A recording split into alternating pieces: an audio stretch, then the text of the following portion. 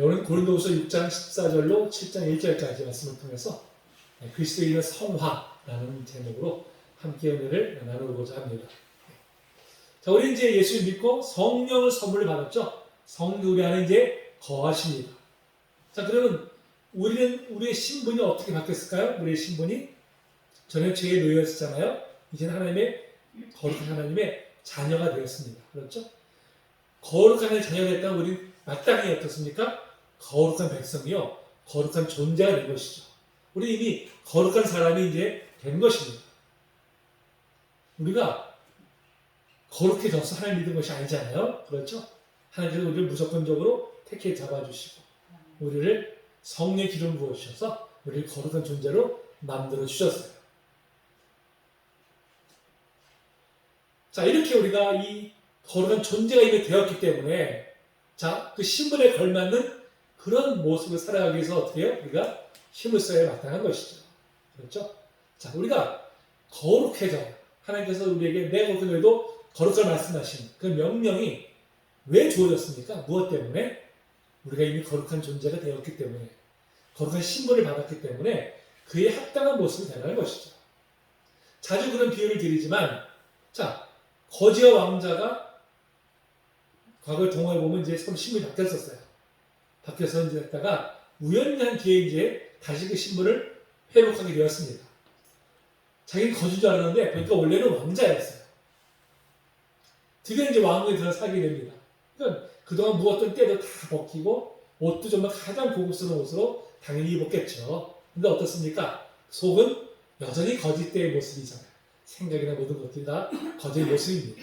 그러면 어떨까? 처음에는 그 신분에 걸맞는 합당한 삶의 모습은 나타나지 않겠죠, 당연히.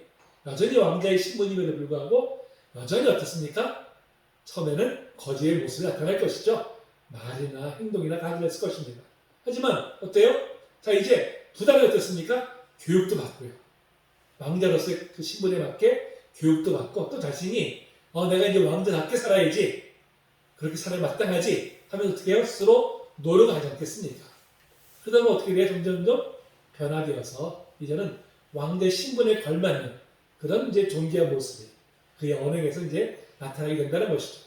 그럼 마찬가지죠. 우리도 과거에는 정말 거지와 같은 존재들이었어요.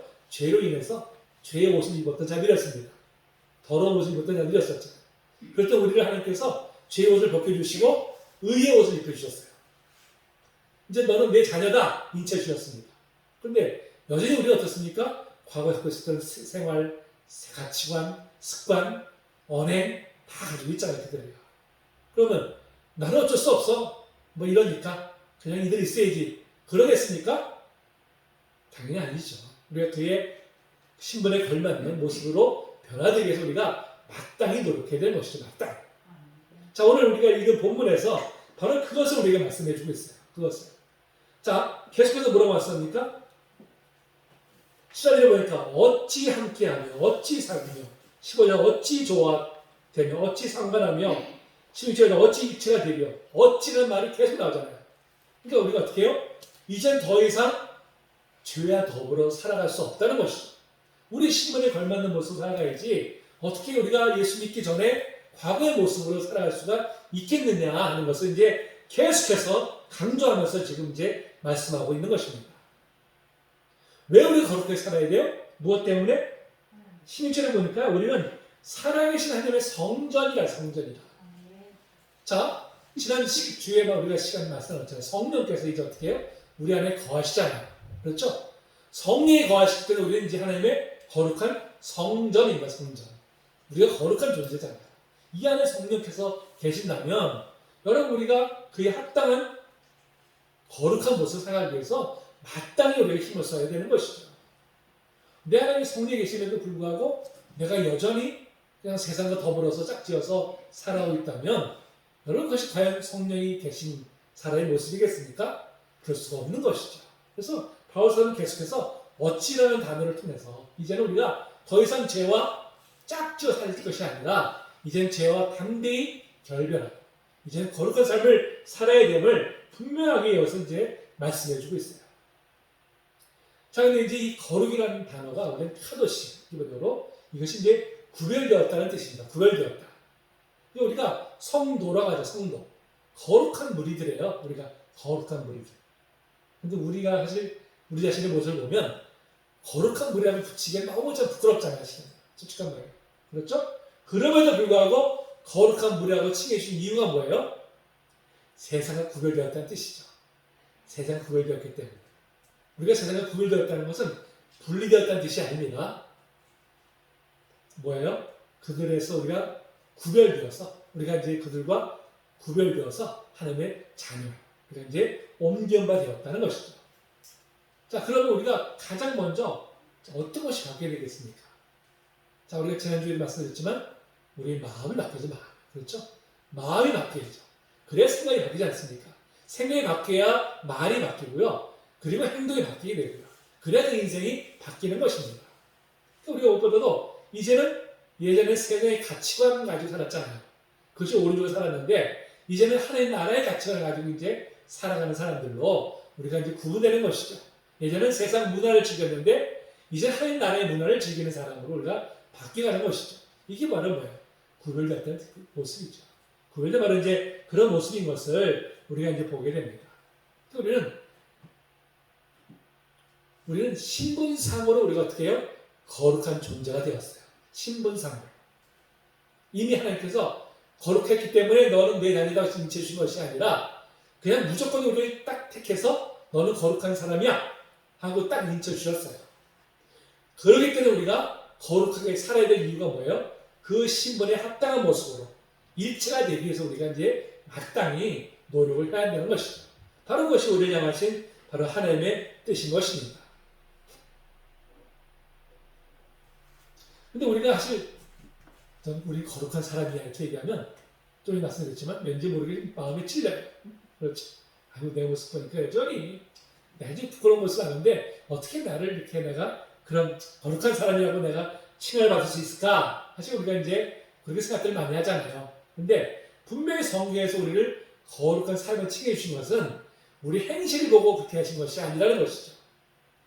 하나님께서 그냥 무조건 우리를 택해서 그렇게 거룩한 사람으로 인쳐 주셨어요. 그냥 하나님께서 인쳐 주신 것입니다. 누가 사람이 당신이 거룩한 사람이야 이렇게 인정해 준 것이 아니라 하나님께서 너는 거룩한 사람이야 이렇게 우리를 인쳐 주셨어요. 우리는 이미 이제 그런 존재가 된 것입니다. 자, 레위기 22장 8절에 보니까요. 제사장을 가리켜서 뭐라 하냐면 그를 거룩히 여기라 이렇게 말씀하고 있어요. 거룩히 여기라. 자, 제사장이 왜 거룩히 여기라고 말씀하셨을까요? 그가 생활상으로 삶에서 완전히 죄악 구별되어서 그랬을까요? 아니죠. 제사장도 여전히 연약한 인간입니다. 여전히 죄를 짓고 사는 사람이에요. 근데 하나님께서 그를 제사장으로 택해 주셨기 때문에 거룩히 구별하셨기 때문에 그를 거룩히 여기라고 말씀하신 것입니다. 저 여러분 다 마찬가지죠. 우리 모두가 다 여전히 우리의 삶의 모습, 부끄러운 모습들도 많이 있지만 그럼에도 불구하고 우리를 무조건적으로 택해서 너는 거룩한 사람이다 인쳐 주셨습니다. 인정해 주셨어요. 하나님이 인정해 주셨는데 누가 뭐라고 하겠습니까? 또 우리는 그런 면에서 우리는 다 거룩한 사람들이에요. 우리는 성도라 부르기에 마땅한 바로 이제 그런 사람인 줄로 우리는 분명히 믿습니다. 자, 그렇다면 여러분 우리가 이런 신분에 우리가 이런 신분을 가졌다면 이제 우리가 어떻게 된다고요? 당연히 그 신분에 걸맞는 모습으로 우리가 살아가기 위해서 우리가 힘을 써야 되죠. 그렇게 변화되기 위해서 우리가 이제 힘을 써야 되는 것은 너무나 마땅한 것입니다. 자, 고린도후서 7장 1절에 보니까 이렇게 말씀하고 있어요. 이 약속을 가진 자들은 하나님을 두려워하는 가운데서 거룩함을 온전히 이루어 이렇게 말씀하고 있어요. 온전히 이루어. 이 약속이 뭘까요? 이 약속이. 자, 오늘 18절 보니까 뭐라고 말씀합니까? 너에게 아버지가 되고 너희는 내게 자녀가 되라 그랬어요. 이 약속이에요. 그러니까 하나님이 우리 친아버지가 되신 우리를 자녀 삼아주셨다는 거예요. 이 약속을 가진 우리들은 어떻게 해야 돼요? 하나님을 두려워하는 데서 거룩함을 어떻게 온전히 이루어야 한다는 것이죠. 아니 우리가 하나님의 자녀인데 여전히 우리가 지옥탕 속에서 뒹굴고 있고 여전히 그냥 죄악의 그 구렁텅이에서 우리가 뒹굴고 있다면 여러분 이게 얼마나 참 못난 모습입니까? 얼마나 이것이 안타까운 모습이겠어요. 당연히 우리는 어떻게 해요? 거룩한 온전히 이룬 일에 우리가 마땅히 이제 힘을 써야 하는 줄로 우리 분명히 믿습니다. 이 때문에 자, 우리가 성화의 모습, 거룩해지는 모습, 삶에 우리가 거룩의 열매를 맺는 그 모습이 여러분 그걸로 인해서 우리가 그리스도인이 된 것은 결코 아닙니다. 하나님 우리를 무조건적으로 택해 잡아주셨어요. 우리를 잘 삼아주셨습니다. 그리스도인 삼아주셨어요. 하지만 우리가 그럴 것을 뭘로 증명할 수 있어요? 무엇으로? 삶의 열매를 통해서. 그렇죠? 삶의 열매가 분명하게 나타나지 않는다면 여러분 그것은 과연 구원받은 사람인지 의심해야 돼요.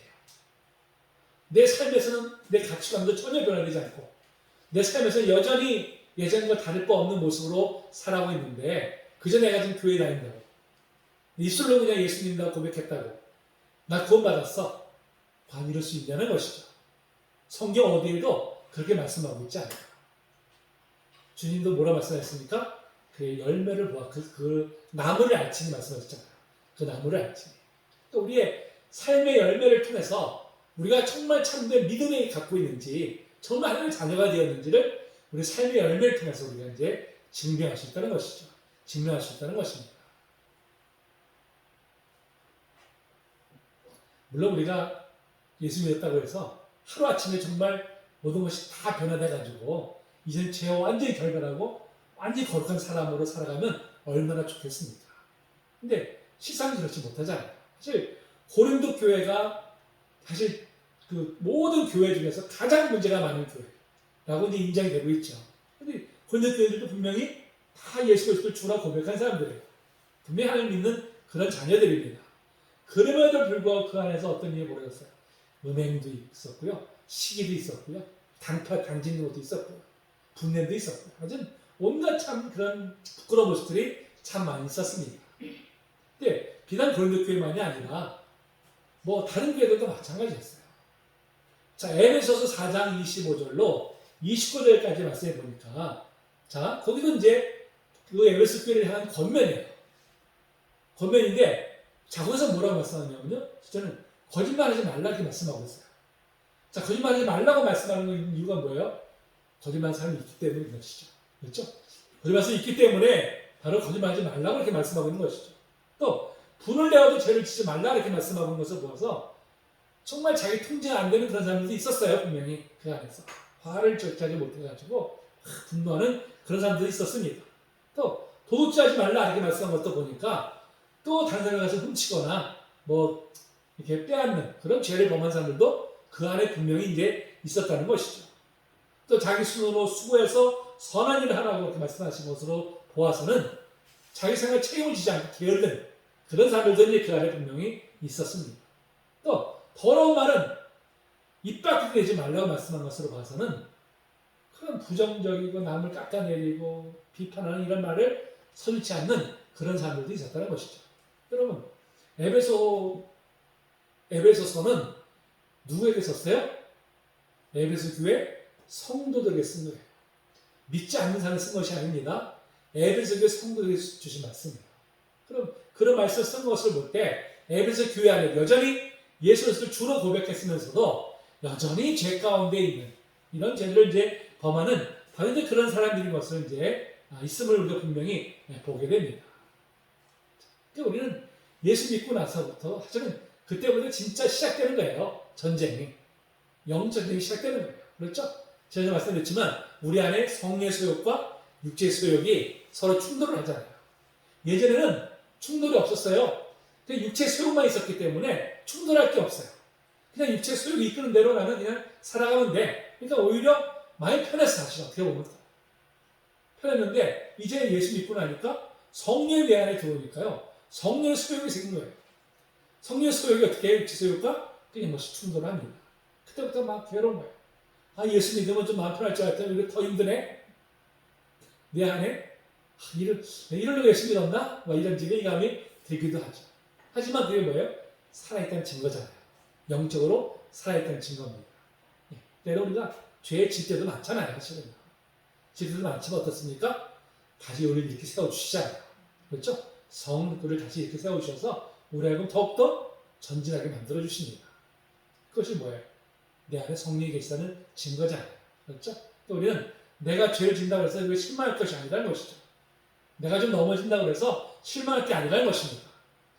하나님께서 모든 것을 합력해서 선을 이루시기 때문에 때는 우리의 그런 잘못이나 우리의 실수까지도 사용하셔서 우리를 또 거룩한 곳으로 우리를 인도해 주십니다. 그것이 바로 하나님께서 행하신 일이에요. 그것이. 분명한 것은 무엇입니까? 우리는 분명히 더 거룩해지기 위해서 우리가 힘을 써야 한다는 것이죠.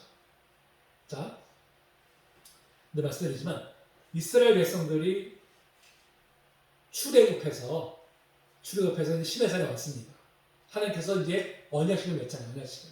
너희는 내가 너희 하나님이 되고 너희는 나의 거룩한 백성이 되겠다. 이렇게 이제 약속해 주십니다. 자, 근데 그리고 십계명을 주시잖아요. 십계명. 자, 그게 뭐예요? 자, 애국에 있을 때 그들이 하나님의 율법을 잘 지켰기 때문에 구원하신 것이 아니라는 것입니다. 분명히 알아야 돼요. 그렇죠? 하나님은 무조건적으로 그들을 택해가지고 그냥 무조건적으로 노예에서 구원해 주셨어요. 거룩해서 구원해 주신 것이 아닙니다. 구원해 주셔서 이제 너희는 내 백성이다. 인쳐 주셨어요. 그리고 주신 것이 바로 십계명이에요. 뭘 말하는 거예요? 너희가 이제 내 백성이 됐으니까 이제는 내 백성답게 살아야 된다. 거룩한 사람이 되어야 된다. 거룩한 백성이 되어야 한다. 바로 이러한 뜻을 가지고 주신 계명이 바로 십계명이라는 것입니다. 이것을 볼 때 구약도 결코 율법의 종교가 아니에요. 율법의 종교가. 하나님 우리를 무조건적으로 먼저 구원해 주시고 그 다음에 그에 걸맞는 신분으로 살아갈 수 있는 지침을 주신 것이 바로 율법이잖아요. 우리가 그것을 분명히 알아야 됩니다. 그러니까 우리가 이제는 우리도 똑같죠. 이스라엘 백성도 똑같이 우리를 무조건적으로 죄에서 건져주셨어요. 먼저. 그 은혜에 감사해서 우리가 해야 될 일이 뭐라고요? 이제는 그의 신분에 걸맞는 모습, 그 은혜에 합당한 모습 살아가기 위해서 우리가 분명히 힘을 써야 한다는 것입니다. 또한 여러분, 성화는 우리가 해도 되고 안 해도 되고가 아니라요. 하나님의 명령이에요. 하나님의 명령.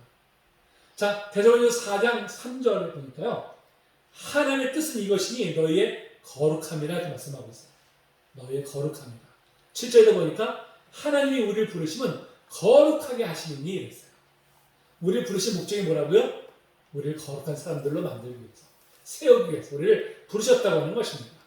거룩함은 뭐예요? 하나님의 지상 명령입니다. 우리가 해도 되고 안 해도 되고가 아니라 무조건 우리가 따라야 돼. 바로 이제 그런 우리가 순종해야 될 바로 이제 그런 말씀이라고 하는 것입니다.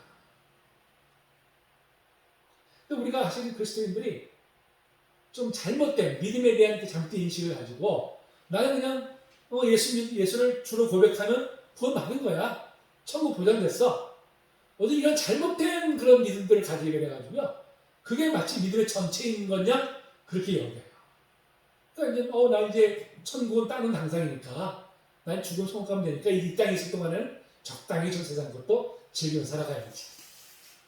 이렇게 살아가는 모습들이 너무나 많다는 거예요. 그러다 보니까 어떻습니까? 한국교회가 세상으로부터 점점 빛과 소금의 사명을 잃어버린 것이죠. 지금 빛과 소금은 커녕 오히려 조롱받고 참 비난받는 그런 처지에 있잖아요. 이게 얼마나 안타깝습니까? 제가 며칠 전에 참 이렇게 이제 머리를 깎으러 제가 이발소에 갔는데요. 먼저 이제 앉아있는 사람, 하는 사람이 이발사하고 둘이 얘기하는 걸 제가 들었어요. 목사들 요새 돈만 알고 하면서 이제 그렇게 비난하고 목사만 욕하는 게 아니라 중들도 마찬가지로 욕하는데 뒤에서 얼마나 제가 참 부끄럽던지 참 믿지 않는 사람들이 이제는 서서 잡고 이렇게 욕들을 해요. 사실 예전에는요 일반 좀 문제가 있어도 일반 언론에서는 절대 교회에 대해서는 이야기하지 않았었어요. 그만큼 사회적인 영향력이 있었습니다. 근데 어느샌가 이제는 사회에서 마음 놓고 비판하게 됐어요. 교계에서는 이제 세상이 우리를 막 비판하네? 억울하다 이렇게 할지 모르죠. 아니에요. 뭘 억울합니까? 우리가 잘못해서 그런 건데. 우리가 잘못해서. 억울할 게 하나도 없어요. 부끄러워해야죠. 그리고 깨닫고 회개해야죠. 비난한다고 우리가 그들을 원망할 것이 아니라 우리가 깨달아야 되죠. 우리가 무엇보다 우리가 이 믿음의 의미를 잘못 알아서 그래요. 여러분 순종 없는 믿음은요 절대 온전한 믿음이 아닙니다. 여러분 거룩이 빠져있는 삶은 절대 그리스도의 삶이 아니에요. 그걸 우리가 분명히 이제 알아야 됩니다. 자, 그런데 하나님께서 우리에게 거룩해져라 명령하시잖아요. 근데 사실 우리로 봐서는 도저히 이건 이룰 수 없는 명령이에요. 그렇잖아요? 우리 연약한 모습으로 봐서는. 그럼 하나님은 도저히 우리가 행할 수도 없는 그런 명령을 하신 것인가? 그리고 우리를 혼내시는 분이신가? 아니죠. 하나님께서 우리에게 허튼 것을 우리가 명령하실 이유가 없잖아요. 그래서 보내신 분이 성령이십니다. 성령이 우리를 도와주세요. 자, 성령이 우리를 강하게 이끌어가시지 않지만 우리가 그렇게 거룩하게 살려고 힘쓸 때 성령이 우리를 도와주십니다. 우리를 하여금 점점 죄에서 멀어지도록 우리를 인도해 주세요. 우리 힘을 하셨지만 성령을 우리가 의지할 때 반드시 우리가 거룩함에 이르게 될 줄로 분명히 믿습니다.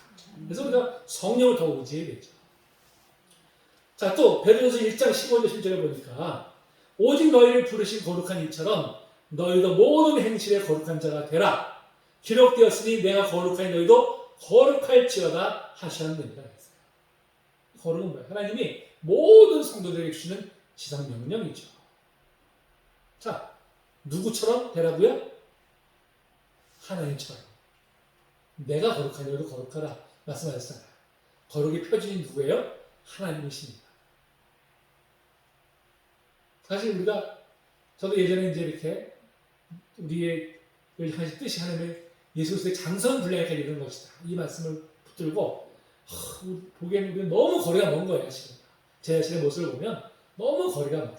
얼마나 참 부끄럽습니까? 근데 우리가 성령을 우리가 온전히 의지하고 성령과 우리가 동행하기 힘쓸 때 점점 우리가 예수를 닮아가는 모습으로 우리 분명히 변화되게 되어 있어요. 우리는 그것을 분명히 믿고 성령을 온전히 의지하는 거예요. 우리가 거룩함에 이르게 될 줄로 분명히 믿습니다. 자, 또 이제 우리가 성화의 근거, 아까는 신분을 말씀드렸죠. 우리가 신분이 바뀌었기 때문에 우리가 당연히 신분에 걸맞는 모습으로 우리가 살아가야 된다 말씀드렸죠. 자, 또 하나 우리가 이 성화의 근거가 있어요. 그게 뭡니까? 바로 예수님의 재림에 대한 소망이에요. 자, 요한일서 3장 2절 1절에 이렇게 말씀하고 있어요. 그가 나타나시면 그가 누굽니까? 예수 그리스도시잖아요. 나타나시는 것은 곧 재림으로 나가는 것이죠. 자, 그런데 뭐라면 우리가 그와 같을 줄을 아는 것은 그랬어요. 우리가 그와 같을 줄 아는 것. 그러니까 주님의 재림하실 때 우리는 어떻게 해요? 예수님 같은 모습으로 변화된다는 거예요. 변화. 그때 우리가 완전한 영화에 이르게 된다는 것입니다. 그러니까 우리는 그날을 소망하죠. 이 땅에서 우리가 죄와 싸우느라고 우리 안에 늘 영적 정리 때문에 갈등을 하잖아요. 힘들잖아요. 때는 지기도 하니까 낙심하기도 하잖아요. 주님 제발 이것을 좀 벗어나게 해주세요. 언제요? 예수님 재림하실 때. 우리 이제 완전히 그런 그 죄와의 싸움에서 우리가 벗어나서 이제 완전한 거룩한 우리가 이르게 될 것입니다. 자, 그러면 이 소망이에요, 소망. 자, 그래 뭐라고 말씀하냐면 이 소망을 가진 자마다 그랬어요. 자, 그의 깨끗하신 것 같이 자기를 깨끗하게 하느니라 했습니다. 그러니까 우리가 예수님 재림하실 때 우리가 온전히 영화에 이르게 될 것임을 믿는 이 소망을 가진 사람들은 어떻게 해요? 주님처럼 그렇게 살기 위해서 우리가 힘을 쓴다는 것이죠. 그때 될 거니까 나는 지금 그냥 세상과 덜벌 살다가 주님 오시면 하루아침에 변화되면 되지. 아니죠. 우리가 변화되기를 힘쓰고 있는 그 상태에서 주님이 오실 때 우리가 이제 완전히 영화에 이르게 된다는 것입니다. 그러니까 우리가 이 소망을 가진 사람마다 어떻게 해요? 거룩해지기 위해서 우리가 이제 힘을 써야 되는 것이죠. 바로 그것이 주님의 재림을 준비하는 성도의 모습입니다. 우리가 주님의 재림을 준비하는 것이 여러 가지가 있겠지만 우리 각 개인들은 각자가 어떻게 해요? 거룩한 삶을 추구하는 것. 바로 이것이야말로 주님의 재림을 준비하는 자세죠. 세상은 어떻든 간에 세상은 아무리 죄악으로 해서 물들어갈지라도 우리는 다 거룩함을 유지하기 위해서 우리가 힘을 쓰는 것. 이것이 바로 주님의 재림을 기다리는 성도의 바른 자세인 줄로 분명히 믿습니다. 여러분, 우리는 이미 거룩한 사람이에요. 아멘? 네, 우리는 하나님의 자녀입니다. 여러분, 긍지를 가져요, 긍지를요. 그렇잖아요. 긍지를 가져야겠죠. 우리가 하나님의 자녀잖아요. 하나님 우리를 택해 주셨잖아요. 아니, 세상에서 어떻게 좀 높은 직위를 가진 부모만 둬도, 사들의 8천만 의사가 있어도 그냥 어디 자라고 싶어서 우리가 막 이러는데, 하물며 하나님의 자녀인데요. 하나님의 자녀인데. 여러분, 그러면 우리가 어디 가서 어떻게 우리가 부끄러운 모습을 할 수 있겠어요? 그렇지 않습니까?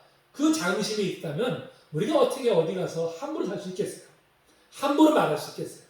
함부로 행동할 수 있겠습니까? 분명히 우리가 어디 가서든지 구별된 모습으로 우리가 살아가게 될 줄로 우리 분명히 믿습니다. 자, 그럼에도 불구하고 우리가 참 이 성화에 대한 이런 그 긍지, 이런 이제 나 할 수 있어, 이렇게 할 수 있다는 그런 자부심보다는 좀 우리가 패배주의 빠질 때가 참 많이 있잖아. 패배주의 빠질 때가. 내가 어떻게 그렇게 할 수 있어? 어떻게 내 감히 내가 어떻게 이렇게 할 수 있어? 이건 겸손처럼 보이잖아요. 겸손처럼 보이지만 한편으로는 뭡니까? 한편으로는 그렇게 살기 쉽지 않다는 것이죠. 그렇죠? 그 내면에는 그렇게 살기 쉽지 않다는 거예요. 왜 힘드니까? 세상 것 좀 즐겨야 되는데, 세상 것 좀 더불어서 좀 적당하게 좀 살아야 되는데, 예수님 좀 살려면 내가 다 포기해야 되는데, 손해봐야 되는데, 그렇게 살기 쉽지 않는 거예요. 그런 마음들, 우리가 이제 사실 있죠? 우리한테. 또, 좀 하다 보면 좀 우리가 또 넘어지기도 하잖아요. 그럼 어떻게 해요? 역시 나는 안 돼.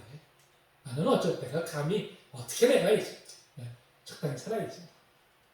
남들처럼 그냥 적당하게 살다가 처음 가면 되는 거죠. 어떤 이런 의식들. 이제 우리 안에 또 잠재될 수가 있는 것이죠. 여러분, 성화는 분명 말씀드리지만요. 하루아침에 이루어진 것이 아닙니다. 하루아침에. 그렇죠?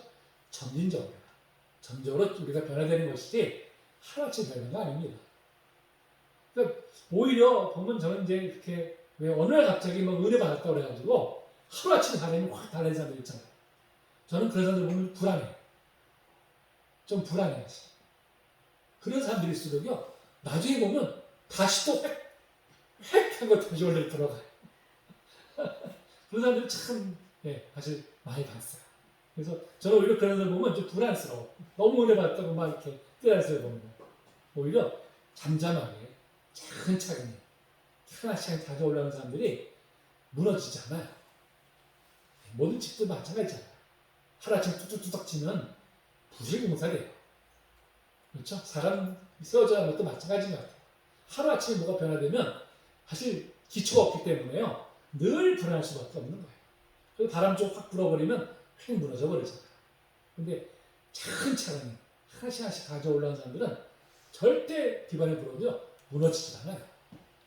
그러니까 성화는 결코 하루아침에 이루어진 것이 아니라 차근차근히 이루어진 것입니다. 하나씩. 우리는 지금 그렇게 가고 있어요. 우리가 분명한 목표를 향해서 우리가 나아가는 성령을 도와주십니다. 우리가 지금 우리의 모습을 보더라도요. 우리가 처음에 예수 믿을 때의 지금 모습과 지금 모습 어떻습니까? 그래도 내가 많이 성장했구나. 느끼잖아요. 내가 인격적으로, 그래도 예수님을 닮은 인격으로 내가 이만큼 그래도 변화됐네? 여러분, 그거 생각만 해도요. 성령께서 하셨구나 하는 것을 우리가 알게 되잖아요. 그럼 어떻게 해요? 앞으로도 또 그렇게 하시겠구나. 그런 소망을 우리가 갈 수가 있는 것이죠. 때문에 잠시 우리가 죄와 또 싸워서 졌다고 해서 여러분 결코 실망하지 마세요. 오히려 그를 통해서 우리를 더 높이 날아갑니다. 제가 이제 제자교를 할 때 제가 이제 그런 그 비유를 많이 썼는데요. 우리가 이제 있는 자리에서 우리 저 천전을 향해서 갈 때 일직선을 가는 사람은 하나도 없어요. 일직선은 다 없습니다. 가다가 어떻게 해요? 좀 떨어져요. 다시 뚝 떨어졌다가 그 반동을 힘입어서 다시 또 올라갑니다. 근데 올라갈 때 더 높이 올라가요. 그 다음 단계가. 그리고 올라가다 보면 다시 또 힘이 빠져서 또 떨어져요. 그러다가 또 그 반동을 힘입어서 또 높이 올라갑니다. 그런 과정을 거쳐서 우리가 올라가지 누구도 일직선 올라가는 사람들 없어요. 근데 놀라운 것이 뭔지 아십니까? 떨어져도요. 먼저 번보다는 출발점보다는 높이 올리고 있다는 거예요. 떨어져도. 그 다음 단계에 떨어져도요. 또 전 단계에 떨어졌을 때보다 더 높이 올라가 있어요. 왜? 그것이 우리가 그만큼 성장해 가겠다는 것이죠. 성령께서 우리가 그렇게 성장해 우리를 도와주십니다. 우리 능력을 부어주세요. 성령 온전히 의지함으로 성화의 삶을 살아가는 우리 모두가 되기를 소망합니다. 주님이 정말 재림하실 때 우리가 정말 주님과 같이 그렇게 정말 영화에 이룰 것을 우리가 소망하면서 그날까지 우리가 지치지 말고요. 우리가 언제 끝까지 이 싸움을 이겨서 우리가 승리하는 우리 모두가 되기를 주님의 이름으로 축복합니다.